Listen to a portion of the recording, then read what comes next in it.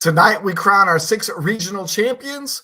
We recap the first round of the APFL Playoffs, and we have a sneak peek of what the WRL will look like in 2024. All of this and more in 20 seconds.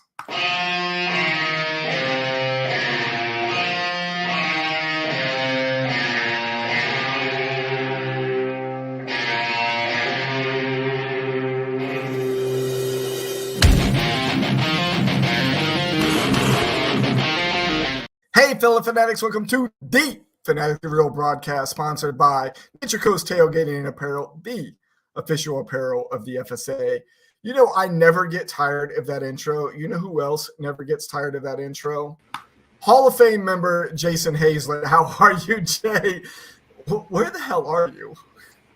I'm in Destin, Florida right now, and it's bright and sunny out here. Man, wait a minute. Destin, Florida's sort of the same time zone as me. It's dark as shit here. Why is it so light there? It's the magic of being a Browns fan. Oh, Jesus. Trevor says, what a week. Trevor, you are not wrong. Hey, so we are going to get right into the show tonight because I want to leave the majority of the show to talk about what the WRL is going to look like in 2024, which is why I've got you here tonight. What a perfect person to have here tonight, and we'll talk about it as we get a little bit closer to that part. Bruce says, don't like it. The music comes on, and I have no choice but to love it. Kevin, what's up, Kevin? Yeah, if you don't like the music by the recast, then you got to go find another fantasy league to play in because they are the official music of the FSA. So they actually have a question. Yeah. How much do you have to pay the Ohio State University every time you say the? God. I you know what? It's funny that you say that. And Damien says, let's go. Randy says it's great. Thanks, guys. I've actually wondered that because I think they officially finally did get a trademark on being able to use the. And it, really was more of a knock or a joke when I first started doing it because, of course, I'm not gonna move the camera around. You know what? Yes, I am gonna move the camera around. Hail to the victors, go blue. It was more of a joke when I first started doing it because of making fun of Ohio State, but it's stuck. I like it. And I hope they don't ever come after me for royalties because then we'll have to figure out something else to do. But I don't know what that would look like. So, coming from an Ohio State fan like yourself, how's it feel to lose for your third year in a row, by the way?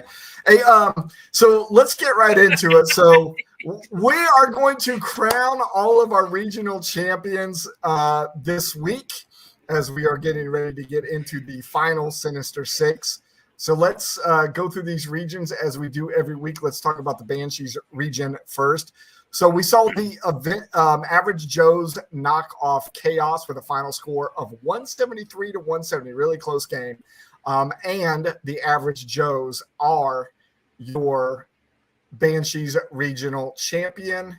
In the third place game there in the Banshees region, Sean Edick was able to defeat one of our front runners for the Rookie General Manager of the Year in the Ottawa Valley Conference. Ottawa Valley.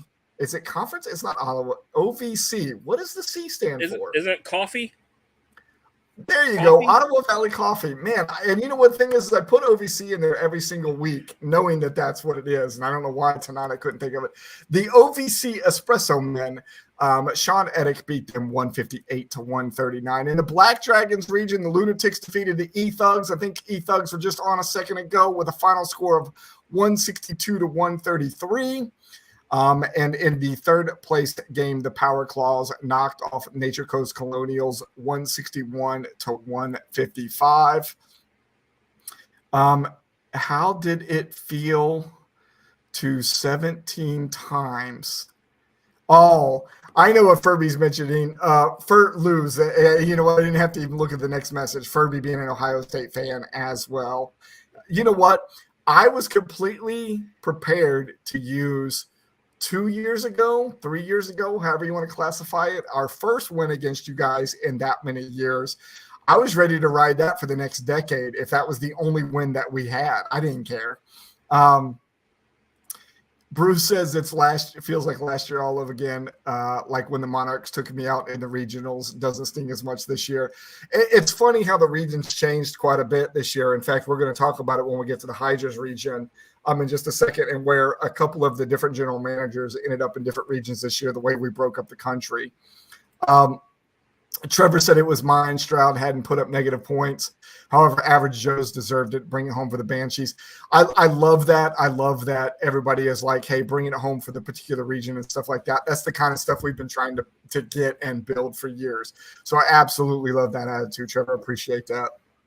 Let's talk about the Gold Dragons region now.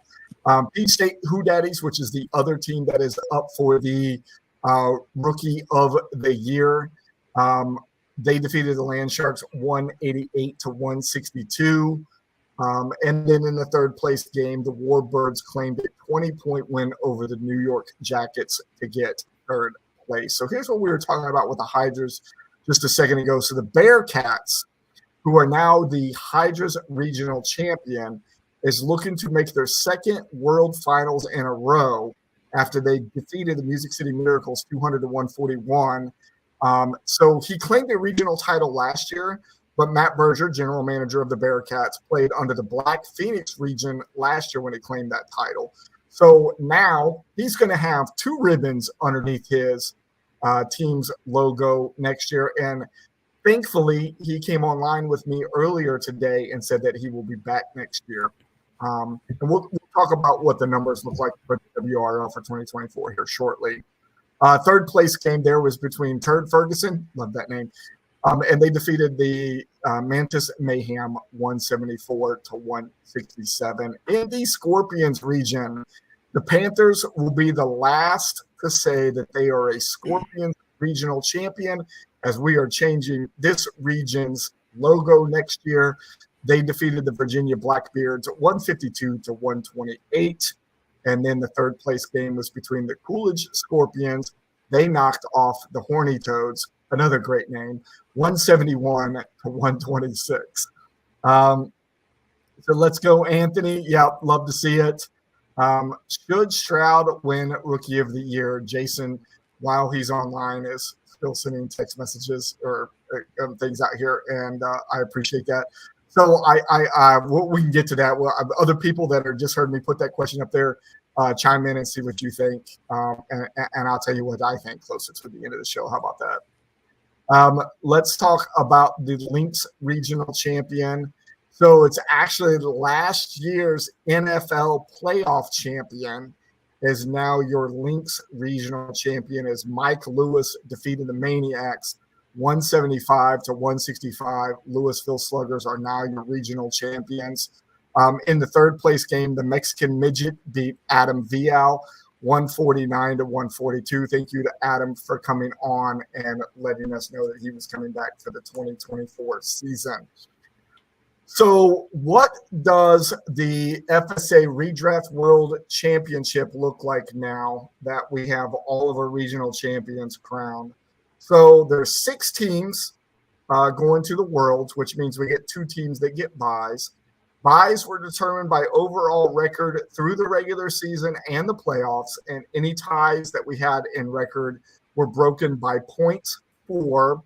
That meant the Lunatics and the Peach State Hoodaddies earned the first round buys.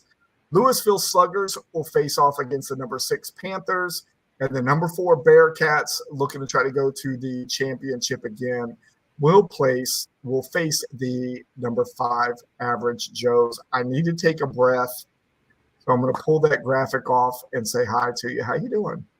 Hey, I'm doing good. I'm going to – oh, it didn't. Hang on a second. Uh-oh. What'd you do? Oh, I got out of the water real quick, and I I just realized what's great is you have your own professional green screen right behind you right now, because you're actually in a room that is painted green. So that's perfect. I'm going to get back in the water here. There we go. Back in the water. That looks a little bit better than the other spot that you were in. I like that much better. So, yeah, Anthony Monhay being number 1. Woo, woo. Love it. I actually think I have the numbers here somewhere, Anthony, if I look real quick. And don't quote me on if these are right or incorrect, because you did catch me last week with the the wrong record up there for you guys on the APFL. However, this week I got you right. So because we based it on win-loss percentage and not actual wins, because different teams had different number of wins or different number of games to get there based on the buys that we had up to this point. You were 10-3, as was the Peach State Who Daddies, who's got the number 2 seed, and the Louisville Slugger, who also had a 10-3 record as well. You all ended up with the .769 win-loss record, but it was you with the 2,400 points and the Peach State Who Daddies with the 2,300 points and the Louisville Slugger with the 2,200 points that ended up putting you guys in 1, 2, 3. So congratulations on the number 1 spot. Awesome. I know you played with us for a couple of years. You're always successful, and you're like quietly successful, which scares the crap out of me for what WRL might look like for us all next year. But before we get there, let's talk about the FSA Grey Cup. And this is the first year that we've ever done the Grey Cup. This is kind of like our secondary tournament for everybody that's 500 and below. We also had 6 teams going to the Grey Cup as well, just like we did for the regionals where the money is going to be won. We use the same tiebreakers in the Grey Cup as we did for the regionals, and this means the Ohio River Monsters earned the number 1 seed by defeating the Garbage Points by just 0.2 points with a final score of 142.68 to 142.48 to move on and represent the Hydras region in the Grey Cup. The number 2 seed, the Rum Runners, defeated the Lumbermen 115 to 102 to represent the Black Dragons. The number 3 seed, Naughty Dogs, defeated the Monarchs 168 to 161, which was a back-and-forth game all night during Monday night. Naughty Dogs will represent the Gold Dragons. Jamie Delaria will represent the Banshees after they defeated the Werebears 179 to 169. And Jamie will be playing the number 5 seed, the Bad Omens, after Nick Uman beat the Rochester Rabbits 143 to 128. And then the number 6 team, Jerry Jones, not that Jerry Jones, will play the Naughty Dogs in the first round of the Grey Cup competition after beating the Rock and Rollers 157 to 73. I think the Rock and Rollers probably forgot to set a lineup, and they will be coming out of the Scorpion region. Jason, where are you now? I'm actually in Cleveland. Do they still call it the Jacobs Field? No, it's Progressive Field now. But Oh, a is lot it? of people Okay. still call it the Jake. I mean, we're not even the Indians anymore. Now we're the Guardians. That's true. I think the last time I was at the Jake was, I was still working for IHRA when I went to the Jake. So this is before Army Day. So it's been at least 21 years since I've been at the stadium. It's still the same stadium though, right? Yep. Yeah. Okay. Yeah, I had great tickets when I went to that game. I don't think I was more than like 5 rows up behind home plate. I honestly don't remember where I got the tickets from or how I got the tickets. I just remember being there. It's a great baseball game. Let's move on to the APFL now. So we are in the wild card round of the AFC. We're in the divisional round now. We're going to go over what happened in the wild card round. The Buffalo Mafia defeated the New England Rebels 70 to 54. And the Mafia will represent the AFC as the number 2 seed. The Denver Mustangs knocked off the Las Vegas Marauders 94 to 74 to earn the 3rd seed and will face the Mafia. And the 4th seeded Barracudas earned their right to play against the undefeated Cleveland Dogs after the Barracudas beat the Houston Toros 113 to 103. Not very often that you can say Cleveland is undefeated in anything, but they are this year as far as it comes to the APFL. All right, let's talk about on the NFC side of the ladder. The Washington Hogs did what a lot of people thought was impossible and knocked off the Minnesota Norsemen 86 to 54. And outside of that game, the lower seeded team in the NFC won the wild card round. The Hogs will face the Carolina Power Claws after they beat the New Orleans Angels 115 to 99. And then the LA Bighorns beat last year's world champion, the APFL champion, in their inaugural season That was the Seattle Raptors 99-97. And they will go on to play the Cheeseheads, who earned the bye last week. Are you still at the Jake? Yeah, I came back. Okay, cool. How many upsets in the St. NFC? Louis, but I didn't make it. Didn't make it that far. Damien asked how many upsets in the NFC. Other than that game, and you could, other than the Hogs and the Norsemen, and really in reality, you can almost call that one an upset as well. Even though it was the number 4 versus the number 5, the only reason the Hogs ended up with the number 4 is because they won their division, but the Norsemen definitely had the better record going into that. So you could really say that every single one of the games in NFC this week were upsets, every single one of them.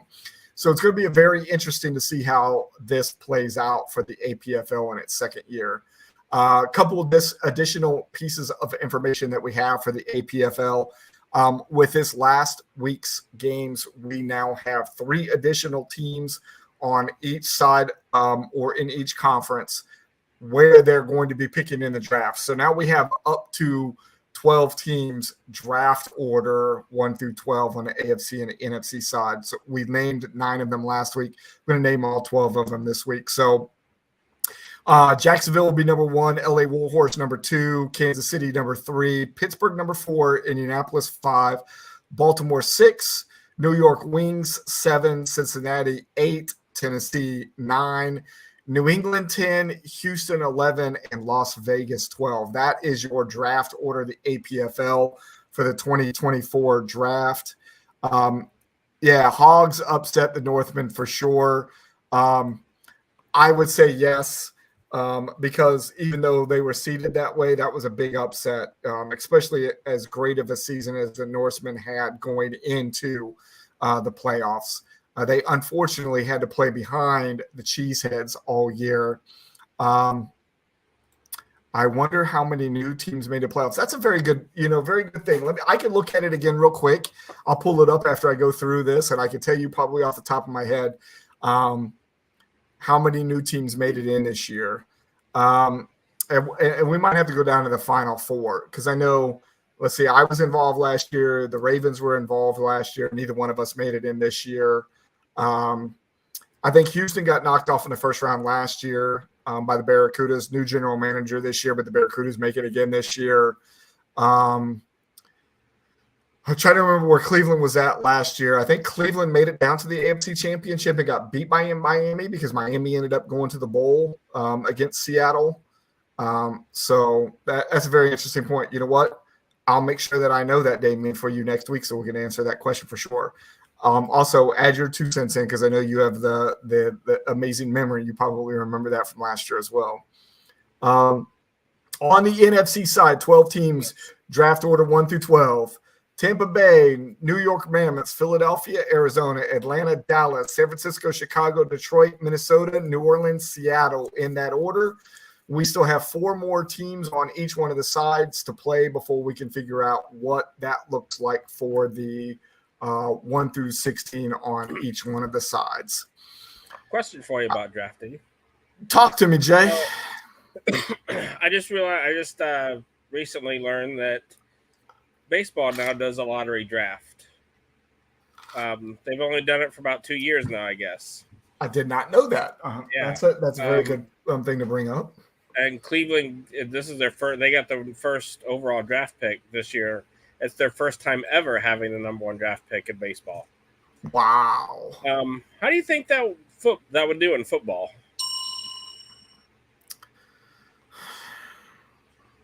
Because supposedly the reason to do this lottery thing is to keep teams from tanking. Yeah, you know what? Season, is it easy for a football team to tank when they realize there's no way we're gonna, like, if it gets to a point where a team is 0-8 and it's like there's no way we're gonna make a playoff. So, well, okay, so somebody who's out there right now, of the 9 of you that are listening to us, tell us who did that in the NFL sneakily last year. I think it was, to make sure that they got the number 1 overall pick this year. Like they laid down a game or won a game that they probably shouldn't have won to make sure, because it was a traded pick or something like that. It was more out of spite or something like that. Somebody probably remembers the narrative better than I do. You can bring it up. I think the NFL does a well. Let's look at it from a fantasy aspect because that's why we're here, right? Yeah, Kevin's right. We knew this that the NBA and the NHL do this as well, right? Mm-hmm. And I think the only way to do it fair in the NFL is to do it just like they do. There's more lottery balls in there for the teams that are the losingest teams or the worst teams in the league, but it still has the opportunity for anybody to get in there, right? But when you look at it from a fantasy standpoint, we wanted to make sure that that did not happen in the APFL, and we're trying to emulate the NFL as much as we can.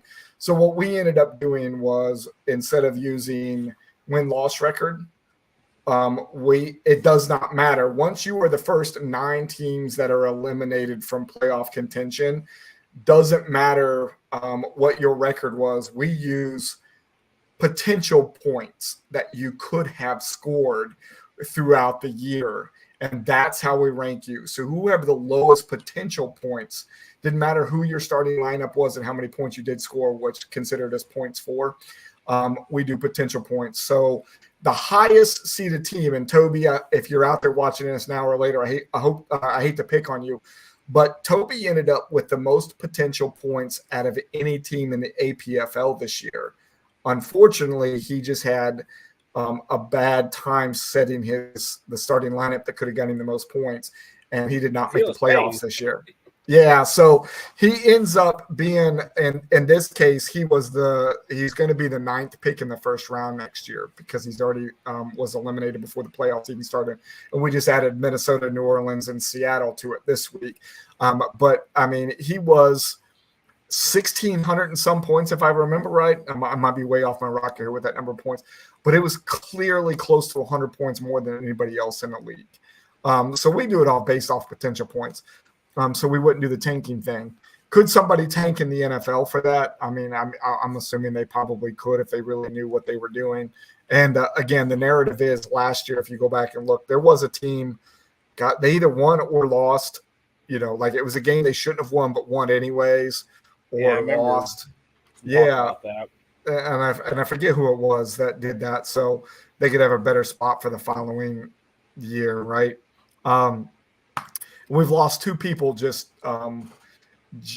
jabbering our lips here. So let's get to the part where the people who are the 7 people that are still out there might want to know. Like, Kamish said at the top of the hour that we were going to talk about something WRL related. And for those who don't know what WRL is, that is the Wizard Redraft League. That is going to be the rebranding of what we have been calling the Fanatically Real Redraft for years now. And I got asked the other day, why are we changing the name? And honestly, Fanatically Real Redraft is a lot to say. And I wanted to do something that was a little bit simpler, and I wanted to do it with something that was kind of based on what we do around here, and we use Walter the Wizard a lot. So I thought WRL is nice, short, simple. Wizard Redraft League kind of tells us, 2 times what we're all about. Is that what it was? So the Jets did that and got Zach Wilson. So they beat the team that they shouldn't have. And look what that's done for them. Great for the Jets. Losers. So let's talk about the WRL. So yeah, what's happening, man? Tell us. I know. So you asked before we came on the show tonight, hey, what's going on? I know you want me on to talk about the WRL for next year. I said, I'm not telling you nothing because I want you to have zero insight about what's going to happen. You didn't talk at all. Exactly. I wanted to make sure that there was everybody got to see a genuine reaction of what we're going to do in 2024 from you are the longest standing member of FSA. You have been around since our first successful year in 1995. I can't do the math right now, but that tells me that's 28 years. Man, we're old. But since you are the longest standing member of the FSA and you are a member of the Hall of Fame, I thought who better to have on the show tonight. So thank you for volunteering for this as we talk about what the WRL is going to look like for 2024. So let's give a background to those who might be watching this on YouTube that are not part of the 131 subscribers that might have stumbled across us accidentally and says, okay, so what is the FSA? I'll give a quick synopsis of the way that the redraft was built and the reason why it was built the way that it has been built. My goal has always been to have regional play, meaning think about it at conference at the college level where people are kind of close together. We could kind of arguably say the same thing in the NFL, except for when you're looking at the NFC East and you've got Dallas way over there and everybody else is over here, right? So arguably what I wanted to try to do was create a community of people that were located geographically pretty close to each other when we built these regions, because what I wanted was in-season get-togethers, preseason draft parties, postseason Super Bowl parties with regions, right? I want everybody to play with each other, close to each other. And that's one thing I've loved. That's one thing I loved about FSA. It's always been community and camaraderie and you're going to love this. And all that stuff. I'm about to blow your mind then. So, we did this. It took me a year and a half, we'll say 13 months to come up with the regional makeup. And then it took me another year plus to come up with all of the regional logos that we use or whatever. So again, the whole reason was that to do preseason stuff, postseason stuff, in-season stuff, right? And I guess life hasn't really allowed me to develop that as much as I wanted to. 21 years in the Army, and this past year was, lack of a better term, it's just been a really shit year, right? So I can't wait for New Year's Eve, New Year's Day. I'm going to party like it's 1999 because it's been a really crappy year. So we're going to change things up a little bit. Somebody brought this up. This is not the first time that this has been brought up, but somebody recently brought this up again in Discord or a text message to me or something like that says, what if we kind of broke away from the geographical regions a little bit and we randomly assigned people to a region instead? And I gave it some thought, and I was like, you know what? It's a good idea. It gives people from different parts that haven't played with each other an opportunity to play with each other. But, this year we had 72 teams. We decided to try to knock us back down to 48, and it was going to be based on people who really wanted to come back. What we were hoping was by cutting down the number of general managers that we had was we would get the true players, the real competition to play against each other. The people that were active, going to set a lineup each week, not going to leave people on their team that are on the IR for the year, stuff like that, right? Is that your lovely bride that's walking behind you that we can't see? No, that's just me checking out whatever's going on I didn't in the do outfield. That. Yeah. That's not me. You're not talking about somebody like me. So I always feel bad because I always mean to set my light up, and I always think about it because everybody's reminding everybody else on Discord, and I'm like, I gotta do that, but then life gets in the way, like you said, and I forget to sometimes. Yeah. Or even I do set my line. I set my lineup on like Wednesday or Thursday afternoon, and I say, okay, is there anybody on Thursday on my team? Okay, no, I got a while, and then. I might set my lineup on Thursday and come Saturday afternoon, somebody's out and I didn't catch it. It's like, I wish there was a way that we could get notifications like that about, hey, ding, this guy's in your lineup, but he's out. And I don't know if that can be set up on MFL or any of the other sites. Any of the others, I think it sounds sad to say this, but I think the majority of the sites do with that. I'm pretty sure if we looked into MFL, there is a list of amount of things that you can get alerts for. That might be one of them. I can look through with commission rules. I can look through your profile and see if I can make sure that it sets an alert for you to remind you. I'll look to see if that's possible for you. And you know what? I'm saying this for the people that don't do it, but in reality, it's pretty hard to say, Jason, you're not invited back because you are still more active than a lot of the general managers that we have. And like, I can't say no to a Hall of Fame member, no matter how crappy that Hall of Fame life Hey, may have been. at least everybody knows that when they come up against me, they have a pretty good chance of winning. So Kevin says Sleeper has it for sure. I use it a lot. Damien says Sleeper gives automatic updates that alert you. I'm pretty sure that it's probably on MFL as well. I think one of the biggest complaints about MFL was the amount of alerts. So it's a very good possibility that I might have gone through a year or two ago and shut everybody's alerts off. And as we roll over seasons, it probably just rolls over those alerts as well. But maybe 2024, we turn them all back on and then let everybody come back to me and say, shut this crap off. It's too much for me to handle.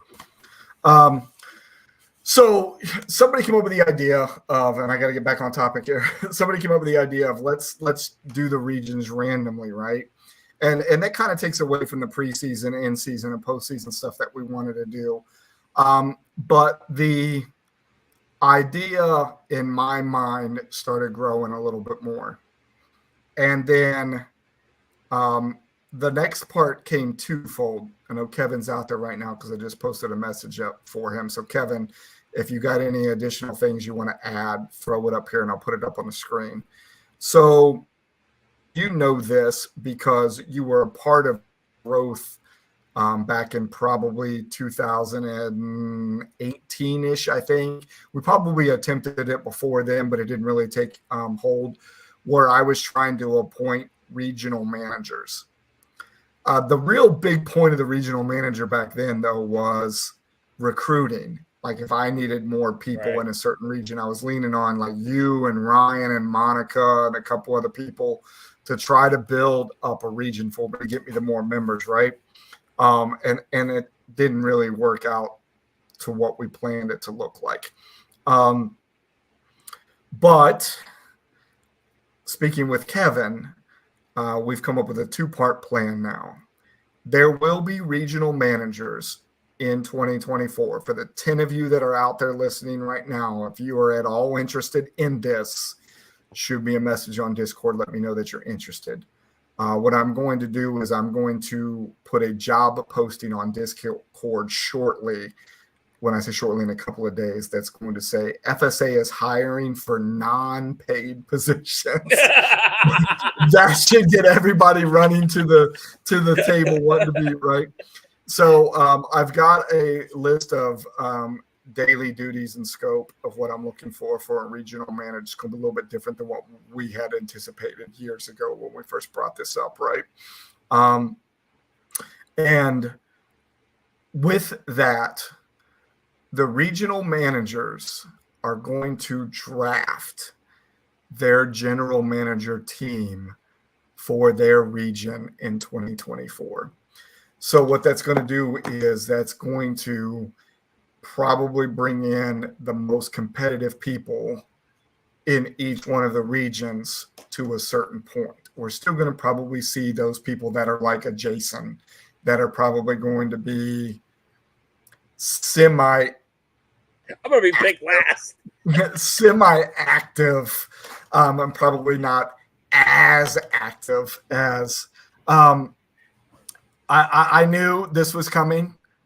I was sure that Kevin was interested. Anthony said that he would probably be interested. I just got a message from Furby on the backside that said he would be interested. Those were names that I thought were going to come forward and say that they were interested. The regional managers will draft the general managers for that region. Yes. So here's what it's going to look for. It's no longer going to be everybody in their small little groups anymore. We could have a guy in California playing with a guy in Ohio now. So what we're looking for is... That will be the Big Ten. That was not planned, but very good analogy. So it will probably be the best competition that we've had in each one of the regions, probably ever in our history, in my opinion, because we're going to have 60 of the most active general managers in 2024, also in my opinion. And here's why we're doing it this way. So I've been trying to figure out for years, how can we increase the rivalries between regions and make it a big deal, right? Kevin says he's eyeing you for the 4th round. I wouldn't take you any earlier than the 8th if I was you. But and good. I'm glad you brought that up, Anthony, because we have a caveat to that here in just a second. Don't let me forget that. So I have a question. Go ahead, I don't know if you're going to get to this later, so maybe this is like a transition or a teaser or something. Are the regional managers? I'm assuming the regional managers are available to draft their own personal team as well, right? Yes, they will be playing as well. They're really going to be, if you really, for lack of a better term, they're really almost going to be a co-commissioner of their particular region. What it's going to be is it's going to allow me to be the tip of the spear and allow me to, instead of having to have 72 voices, or in this case, 60 voices come straight directly to me, they're going to go straight to the regional manager, and the regional manager is going to come to me. It's going to be kind of like a hierarchy system. It gives me a little bit of a break to, we used to say when I worked at IHRA, and we would talk about Bill Bader, who was the president of IHRA, that we all needed to do our parts so Bill could create Star Wars. That's kind of what this is it gives me a little bit of opportunity to be able to do something better and greater for FSA, while the regional managers are helping me do the stuff that I normally do on a day-to-day to take away some of that pressure off of me so I can continue doing what I need to do to make sure FSA is a community and for the potential growth of us. So it's so funny. You're not wrong.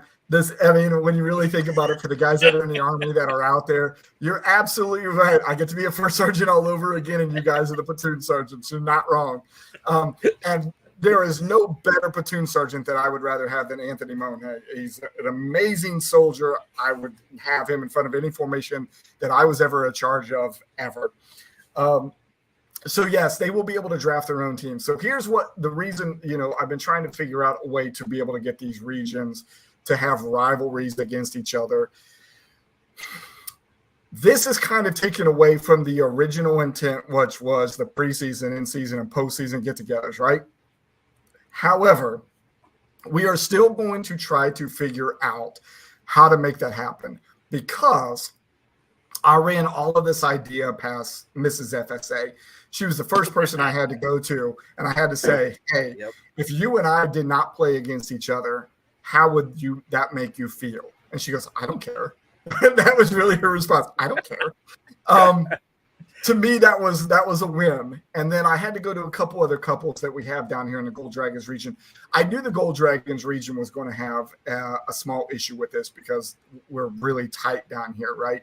So I asked Sean and Ty how would they feel if they weren't playing against each other. Both of them were cool. And then MJ is bringing her boo and Kevin next year, who's already playing in the APFL with us.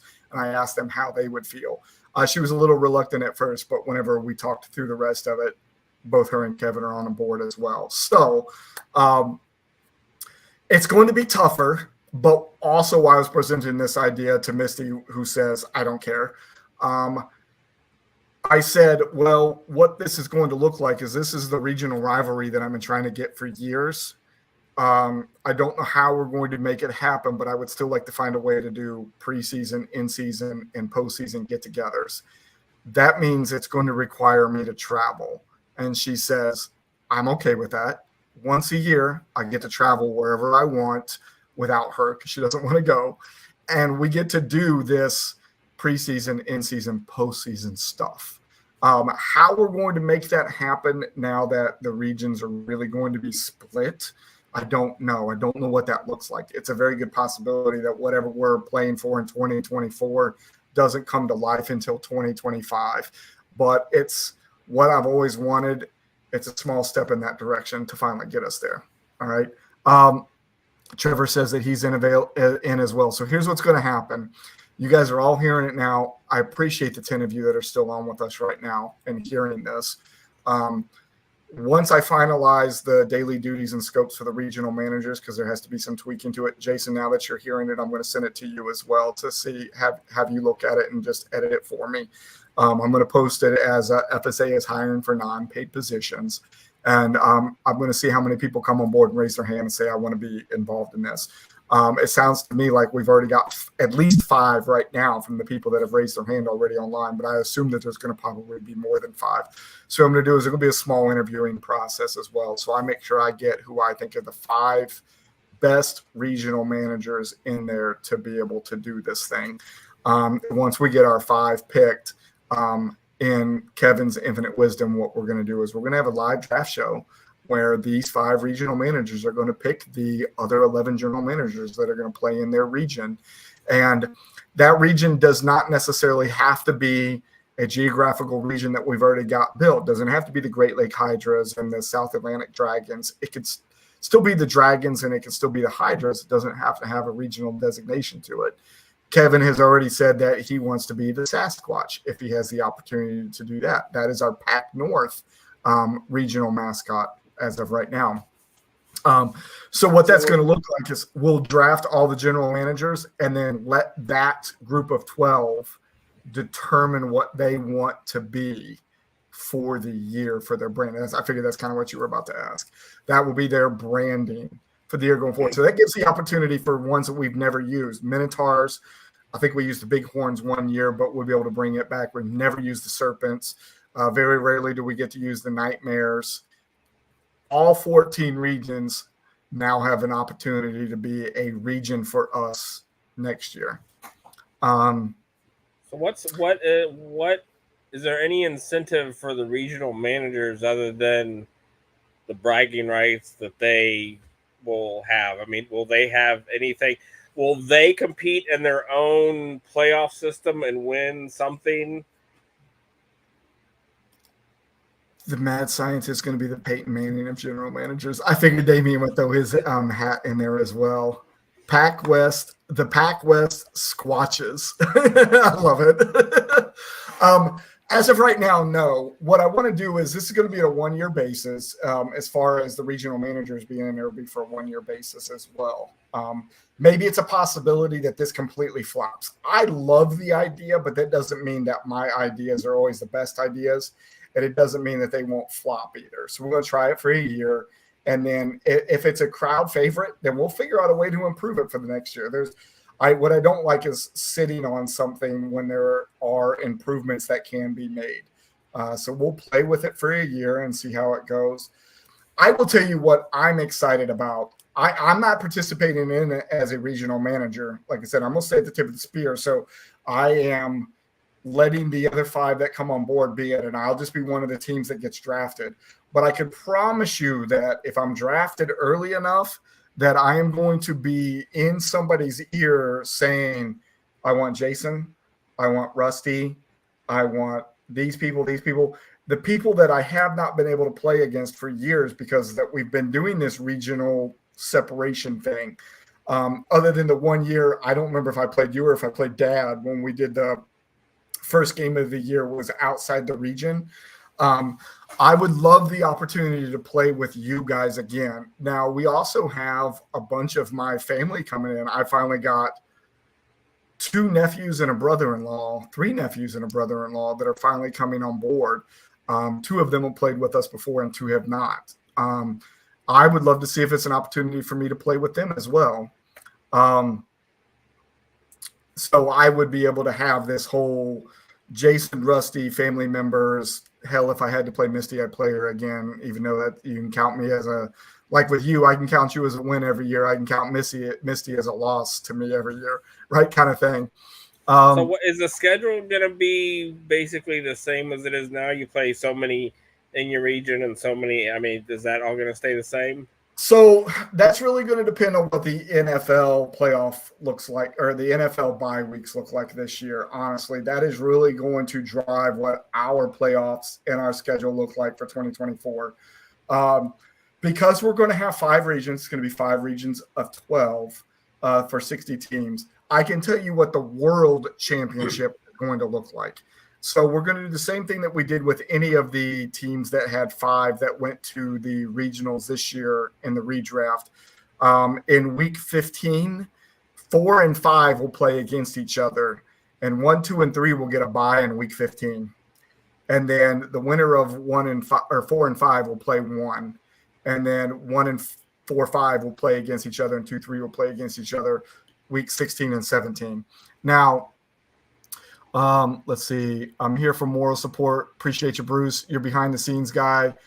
Front, never the face. I do like your face, though, so it's okay if you want to be up in the front with me as well. Kevin says you better get that one. Damien says, Kevin, you better get the 101.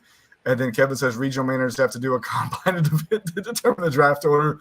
Been training for the 40 already. God, I could imagine having to do that. Actually, I thought about it, but the years that I thought about that, we got to remember we had Dad and Greg in there in their 60s. I don't think that would have done well for them. I'll get to that in a second. So the playoffs for weeks. So the plan would still be everybody play everybody inside their region once. That's 11 games. So that leaves us with 12, 13, and 14 to do something with. Do I want to do the same thing as that we did this year where it's every team that's above 500 gets to go in? I don't think I'm going to do that again. My brain tells me right now, because we will be dealing with bye weeks between 12, 13, and 14, we still might take the top teams, the teams that finish above 500, but we're not going to do head-to-head during those bye weeks next year. I think what we're going to do is if we take everybody that's above 500, and I think that the biggest that we had this year was the Scorpions region had 7 teams as well. I think those 7 teams will play for those 3 weeks, and it will be a total score. We'll move on from there.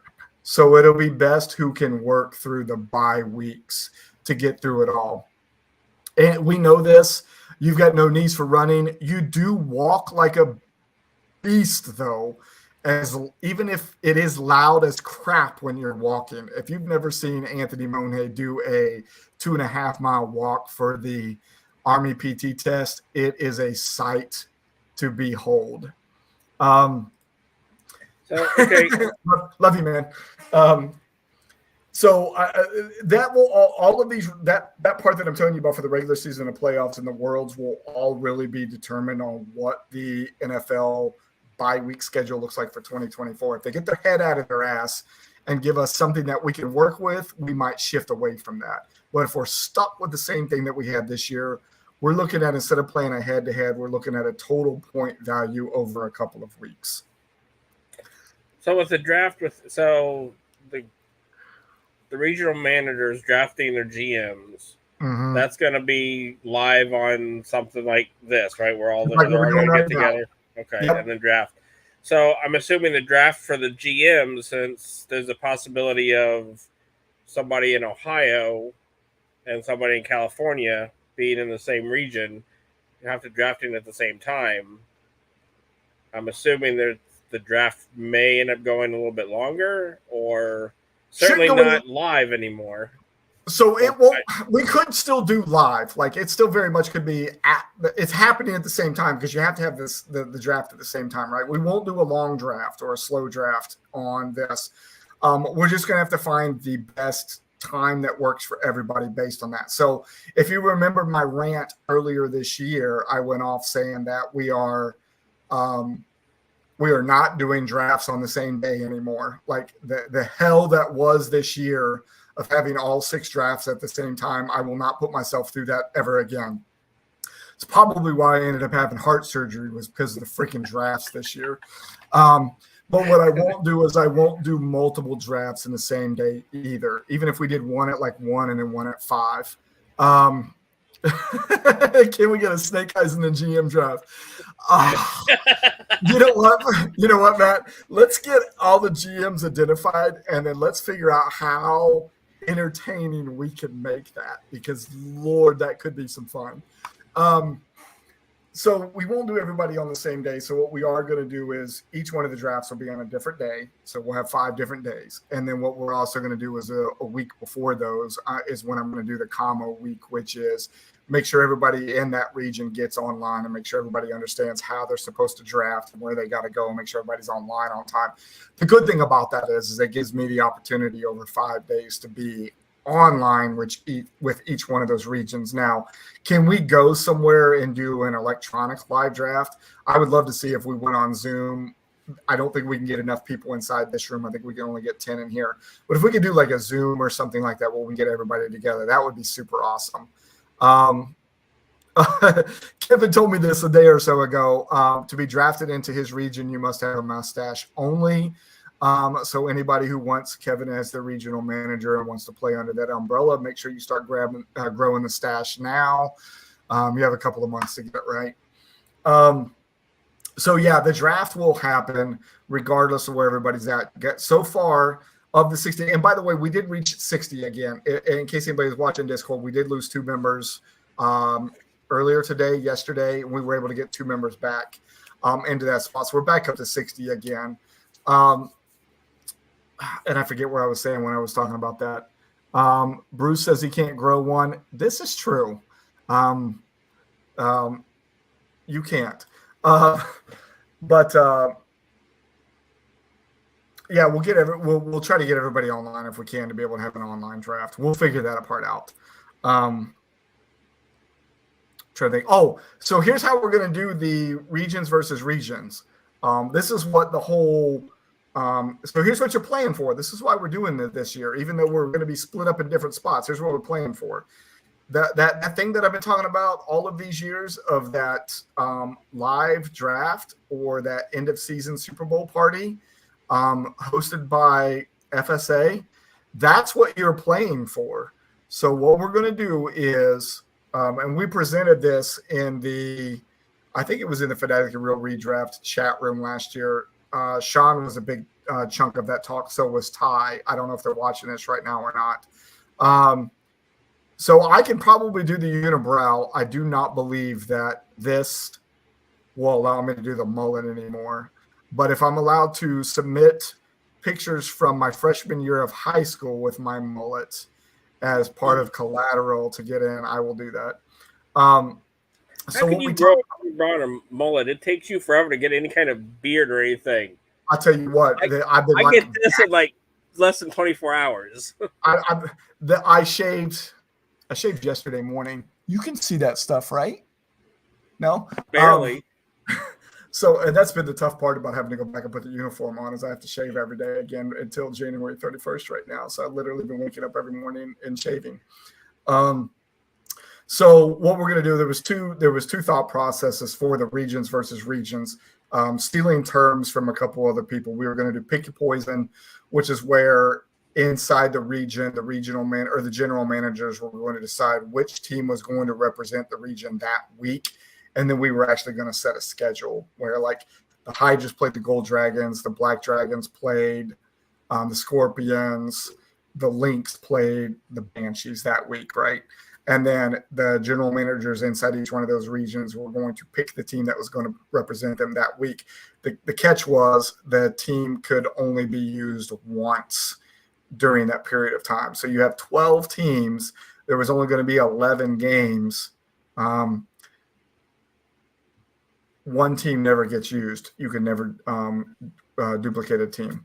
And I think everybody leaned towards the more simple way, which was going to be the all-team concept, which is the total number of points scored in your region from all 12 teams is the number of points that, let's say, the Hydra scored for a week.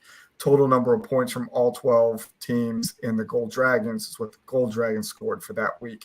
And then those points are going to be compared. But it wasn't just going to be a head-to-head thing. What we're going to do is do an all-play thing where, since we're going to have 5 regions next year, you would come out of that at 4-0 or 0-4 or somewhere in between. That way, it wouldn't be a total points thing. If you had if you're doing really, really bad on total points, you have the opportunity to still be in the fight because we're going to do it by record each week. So at the end of 11 weeks, if you happen to be the top scoring region every single week, you would be 44-0. So what happens is that region that wins that overall regular season competition of all play with all 12 general managers being compared against the other 48 general managers played inside of region, broken or clumped together in groups of 12. The winner of all of that will get a live draft party or a Super Bowl party for them hosted by FSA. And this is where Mrs. FSA has told me that I'm allowed to travel to do those things. So it's going to be a little bit tougher. It's kind of counterintuitive to what we've been working on, where the regions were all kind of geographically close. We'll figure out a way to make it happen, but that's why I say it might be a year always behind to make that happen. But it's going to happen. Gives me a chance to get a free vacation. Gives me a free vacation every year. I was gonna say, because like you said, if you're doing a lot, if somebody's in Ohio and somebody's in California, or worse, New York and California, and you're gonna do a live Super Bowl party, draft, I mean, we can do it in Kansas. I mean, if you really look at it, Kansas is the center of the continental United States. I've always thought about doing something FSA there. I looked this up a while back. That's why I know that so quick off the top of my head. Like, where can I pick a spot that would be the most centrally located for everybody? Well, for everybody in the continental United States, it's in Kansas. That would be the same distance for everybody to come to one spot. It would just be up to you coming from Washington. Or Anthony says Vegas. Actually, it's not a bad idea. Hold on to that thought. That's not a bad idea. How many people would say no to a Vegas trip for something like that? That's not a bad idea. We definitely don't want to go to the center of the United States in Kansas. Figure out who can go, and then we decide. Yeah, I also like that. I'm ready for it. Like, I'm seriously ready for that. I'll get my passport ready. I haven't been up into Canada since my second year at IHRA, which was 2000. So it's been 23 years since I've been up in Canada.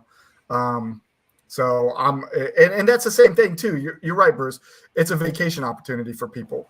You know what? We've talked about doing this. Oh, that's a good idea too. Jason loves his cruises. I just thought about that too. I was like, that would be a nice cruise. Yeah, you do love your cruise. Just about every team does some kind of team cruise too. Oh, that would be cool. I know the Browns do it, and I think Cincinnati does it. You know, we've thought about doing this for a while, where we get everybody together for a preseason get-together, which is supposed to be right around when we do our drafts. And you know, I've talked about this on long weekends, where we actually have everybody come together in a spot. We rotate where that spot is every year, kind of like what the NFL does. We have an agenda where everybody comes in. First day is like travel. Second day, we have all of the general managers meetings. That's also where the spouses can come if they want, and we will have activities for them. We want to do it somewhere close to something fun for the spouses and kids to go to, whether that's an amusement park or a zoo or something like that, where they can go do that. We'll have the draft that night. We'll have a dinner after the draft, and then everybody will get a chance to part ways on the next day. This is something I've wanted to do for 30 years. How many times we talk about having something at the Hall of Fame?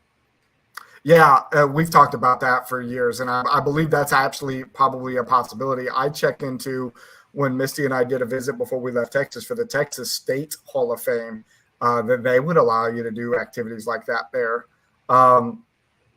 What's Bruce say? Kids run free on the ship while spying mom, dad, time entertainment 24/7. Kevin says, is Canada where the Moose are? Yeah, in fact, actually, the Moose actually ended up almost being the logo of one of the Canadian regions at one point. My buddy Bubbles, Ricky, and Julian live in. There has to be a story there. I don't know. But yeah, that's actually not a bad idea. The cruise is actually a really good idea.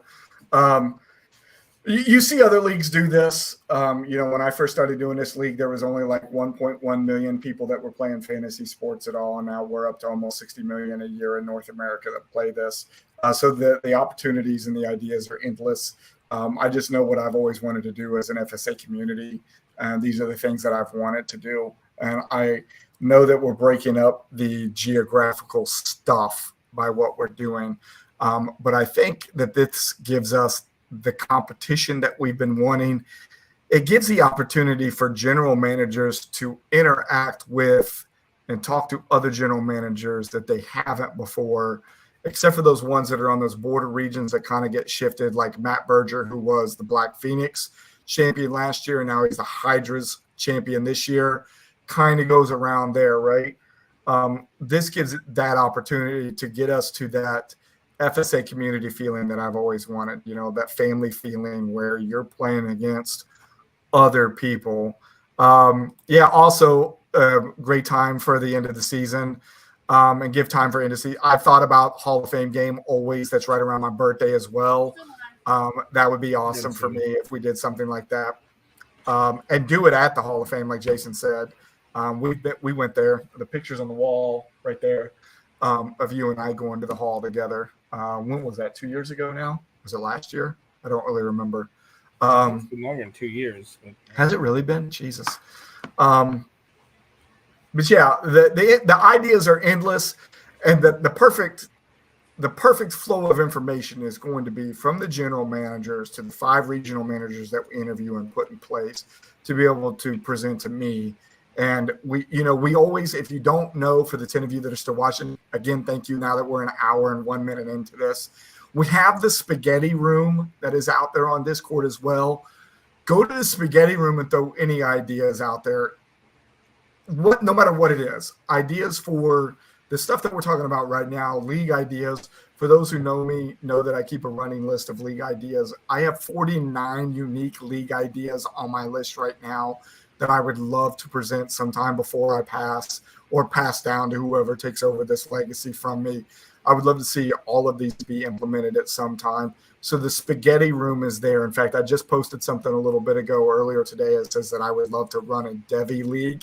If you don't know what that is, come in and talk to me about it. It would be the next thing that I would like to do under the FSA umbrella.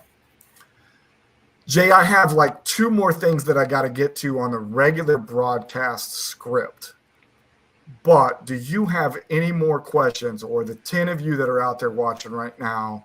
Thank you for hanging out with us for an hour in Jacobs Field in an FSA headquarters. Do you have any questions of what this is going to look like in 2024? Do you have any reservations about what it's going to look like in 2024? Like, hey, I don't like this. Or do you have any ideas of how we can even make it better based on what we told you already tonight?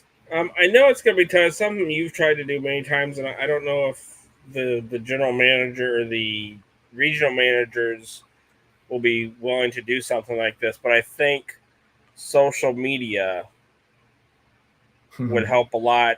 I don't know how that would go along with your invite and wanting to get quality GMs in. But maybe that's where the regional managers can help to make sure they bring in those quality GMs, bring in those quality GMs that will put in the time, try to get those lineups in the best they can, keep up on stuff. I admire those guys, you guys that run 3 or 4 teams in different leagues, and you can keep up, and you're like 2,700-0 in these leagues, and I'm like barely getting 3 wins in a season. My Super Bowl was being the number 1 power rated team in the beginning of the year. Like, yeah, championship. So for the guys that are out there that play in multiple leagues, I think Furby's, if he's still out there, hit us up. Anybody else that's still sitting out there as well, tell Jason how many leagues you play in every single year. Social media, yes. We've got Twitter King himself, or ex King himself, right here, Damian Scott. So it's funny that you bring the social media thing up, because Kevin just brought it up to me earlier today. He's like, give me access to your Twitter account and I'll run it for you. For me, social media has always been a struggle, right?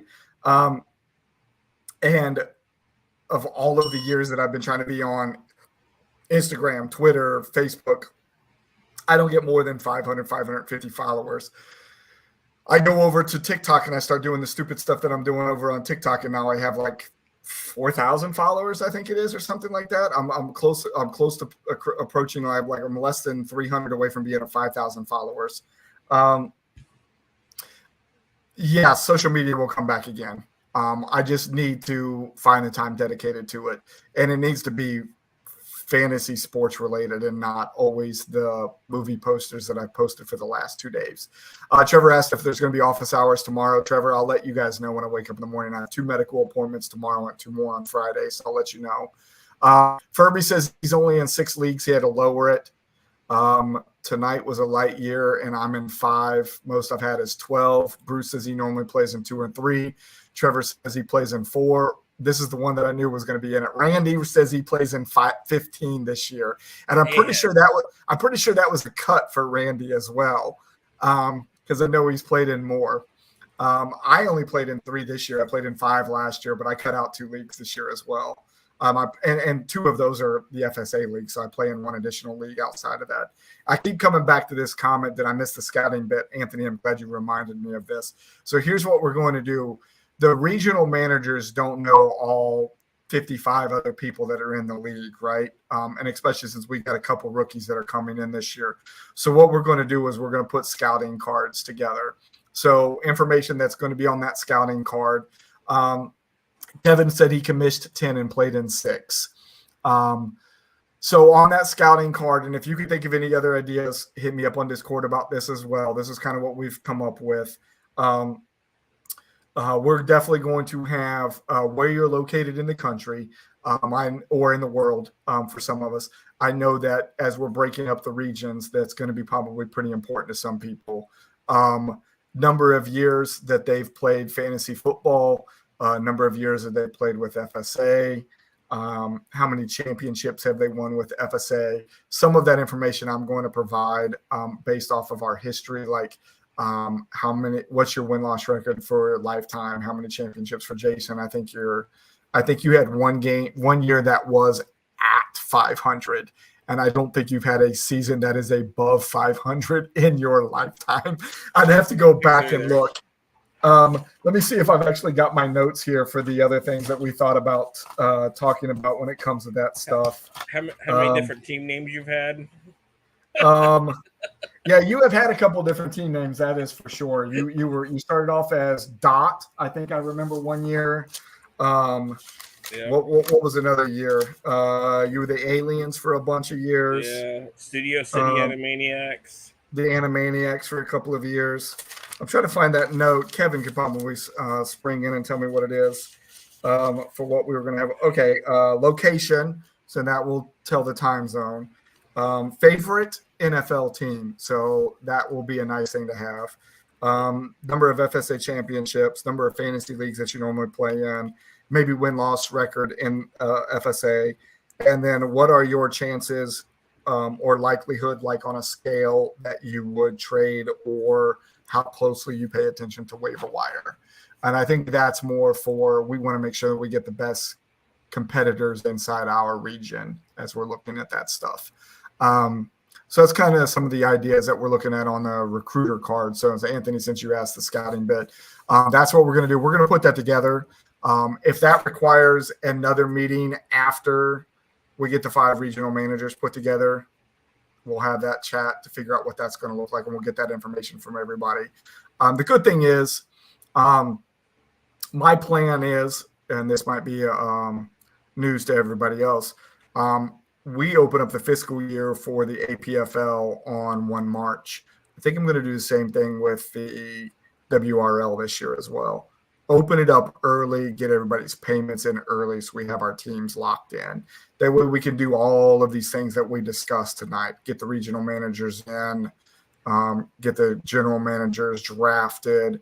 We're going to have the Competition Advisory Council, the CAC, where we sit down and talk about what is the scoring system going to look like, what is the competition going to look like. And that won't come until after the NFL releases the schedule for the year, which is usually late April, early May. That's the kind of stuff that we're going to do. So I want to try to get everybody in early. I've got the 60 verbal commits now, but that completely changes when we start asking for money, right? So I want to do it early enough that if we need to replace a few people, we can. Sean, I know you're late. Hey to you. Maybe you'll be able to get a chance to go back out and watch this a little bit later. Trevor, appreciate that then too. So I don't know why you have the brick wall behind you. You almost kind of blend in with that, with the Bowling Green and the Cleveland Browns stuff on. So are there any more other question? Yeah, the trade stats is most important.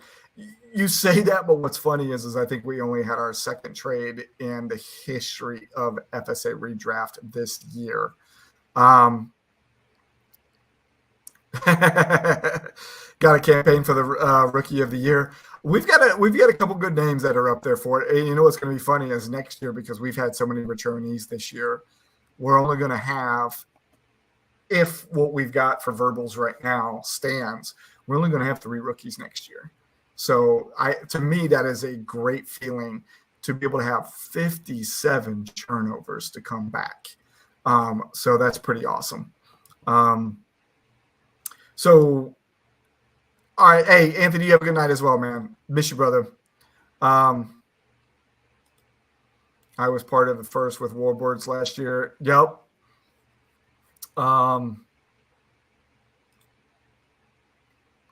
What is that? Hashtag no gambling. Where did that come from? Was that off of one of our flyers? Yeah, I'm trying to. From years ago? Yeah. Wow. That was before we decided to start doing everything with pay in and pay out when we said no gambling. Wow, that's crazy. All right, so that's when gambling wasn't so. Yeah. Wow. Is that a business card? It was a flyer I made. Oh, okay. Remember I made that trifold flyer? Yeah, I still got a couple of the old flyers sitting around here somewhere. All right, Jason, any last questions from you? Any last questions from the gallery that's out there before I get to the rest of the stuff that we need to on the script real quick? And I'll make it fast. It's been a long show. I appreciate you all. You all are awesome tonight. All right, so let's talk about week 14? Week 15.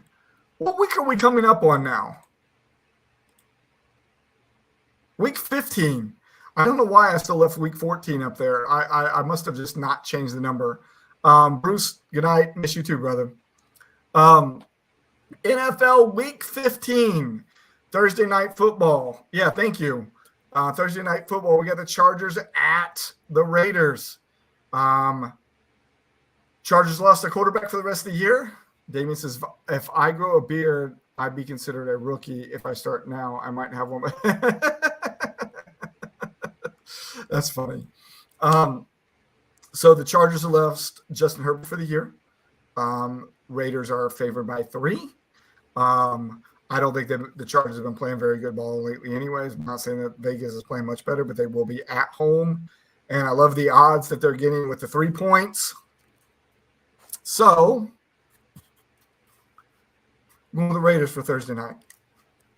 All right, so we have games on Saturday this week.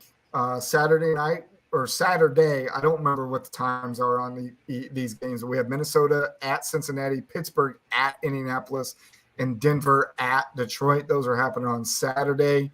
Sunday night football, we have Baltimore at Jacksonville. And then Monday night football, we have Philadelphia at Seattle. We are done with all of the buys for the season, so there will be no buys in week 15. Keenan Allen is also out Thursday night. I know a lot of us were talking about QJ in the chat group. I have him in the APFL. He hasn't really panned out this year like we all thought he would as a rookie. I saw the same thing. Jacobs doesn't look like he's playing either. I pulled him out of my lineup in the league that I play in, Toby's league. Pulled him out of my lineup and replaced him with Connor now that they're past the bye week too. Yeah, we haven't had but one really good Thursday night game, in my opinion, all year. So I think it's going to be an ugly game too. All right, we'll be back. I like it. You know what? You might not be wrong. Last weekend, I don't remember which game it was, but it was the first 3-0 game since like 2007. Yeah, it was only the second one in 30 years. It was the Minnesota game. Who did Minnesota play? I forget. It was 3-0. Yeah. Raiders didn't score last week. Was it the Minnesota? Jets, wasn't it? No. It was Minnesota, though. I do remember that. I don't remember yeah, Sean says it was the Vikings. Or who the Vikings played. They won 3-0, but I don't remember who the heck they played. Was it the Raiders? Yeah, it was the Raiders versus the Vikings. Oh, so hey, Sean, you're right. Very well could be 6-3. Hell, it can be 3-0. I mean, they're giving them the 3-point spread, so very well could be. All right, so hey, we'll be back next Wednesday. We're going to hit every Wednesday up until the end of the season now. Things have settled in life. There should be no reason why I can't make it back every Wednesday. Anybody wants to come on the show with me? Jason, thank you for being around, man. I appreciate you tonight. Thank you for all your input. Thank you for the questions. I figured if I could bounce this off of anybody, it would be the longest standing member with FSA. You've played under the same umbrella, same format forever. So I figure if we're going to do something this drastic and change it up, I would appreciate the opinion of you. Well, I'm greatly looking forward to it. I hope we can really try to push the socializing a little bit more, the talking. I know I don't do a lot of it on Discord, but I look at it all the time. I try to keep up. So I look forward to it. All right. Yeah, me too. I'm hoping it'll be really good. For the guys that are wanting to, for the 7 that are still out there, if you're one of the people that want to throw your hat in for the regional managers, let me know, kind of give me a preemptive, hey, I want to do this. Doesn't matter. The job posting is still going to go out on Discord here shortly. When I say shortly, probably next weekish sometime. I really want to get 2023 done, but I also don't want there to be any lapse after we finish 2023. I want to roll from 2023 all the way into 2024 with there being no pause in this thing at all. So we'll get this working. I'll get the job posting for the non-paid positions for FSA and see how many bites we get on it, and then we'll start going from there. That's it. I want to thank our sponsors, Mondo and the Boys from the Recast, the official music of FSA, and Brandon Valinka, the owner of Nature Coast Apparel. I think it's going to be just Nature Coast Apparel here very, very shortly. I think he's going to do the cornhole boards for us this year, and then he will be out of that cornhole business, and they are the official apparel of FSA. Appreciate everybody that came on tonight. Damian, Sean, Trevor, Bruce, Anthony, Randy, Kevin, Jason. Did I miss anybody? Let me go back up here to the top because I don't want to think that I slotted them. Furby. I think I might have caught everybody with those names. And thank you guys for coming out, for all your input, for your questions, for throwing your names in a hat for possible regional managers. Really appreciate y'all. Hour and 17 minutes, probably the longest show we've done since last year. Let's get the hell out of here. Office hours, I'll let you know tomorrow. Since Trevor, you asked about them. I'll let you guys know what that's going to look like around my 2 appointments tomorrow. Both of them should be fairly early in the morning, so I might be able to run it office hours tomorrow. You must have asked for a particular reason, so if you need something, hit me up on Discord, and I'll talk to you there. All right, y'all. Have a good night. Appreciate y'all. See you next week. Thanks, Jay. Appreciate you, man. You too, brother.